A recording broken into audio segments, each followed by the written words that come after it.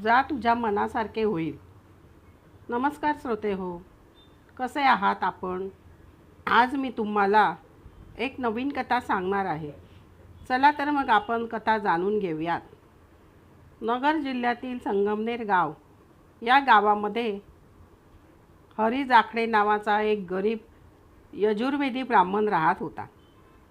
गावोगावी भिक्षा मागून तो आपला उदरनिर्वाह करीत असे.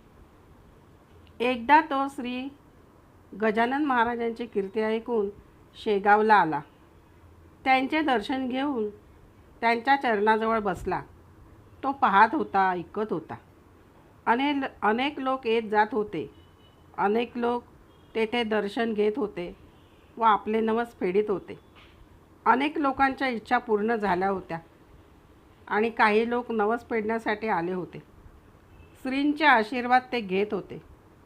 ते पाहून हरीच्या मनात सुद्धा विचार आला की श्रींच्या दारात जाऊन मी विनमुख होऊन कसा जाणार? माझी इच्छा पूर्ण नाही का होणार? महाराज, माझ्याजवळ धन नाही, विद्या नाही, काहीच नाही.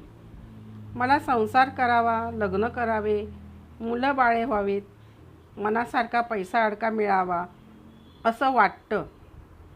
इतक्यात श्री महाराज त्याच्या अंगावर थुंकले आणि म्हणाले, अरे, संसारातल्या दुःखातून मुक्ती मिळवण्यासाठी लोक माझी भक्ती करतात आणि तू संसार सुखाचीच इच्छा धरून इथे बसला आहेस होय? जगाची रीतच न्यारी. ठीक आहे, तुझ्या मनासारखे होईल. हे थोडेसे पैसे घे, लग्न कर, तुला मुलं बाळं होतील, पैसाही तुझ्या हाती राहील. तू जा, सुखाने संसार कर. पण संसार करताना परमेश्वराला मात्र विसरू नकोस हां. आपल्या मनासारखा आशीर्वाद मिळाला म्हणून हरी जाखडे आनंदित झाला. तो संगमनेरला परत आला व श्रींच्या सांगण्याप्रमाणे संसार करून सुखी झाला. श्रोते हो, कथा तुम्हाला कशी वाटली? कथेला लाईक व सबस्क्राईब करा.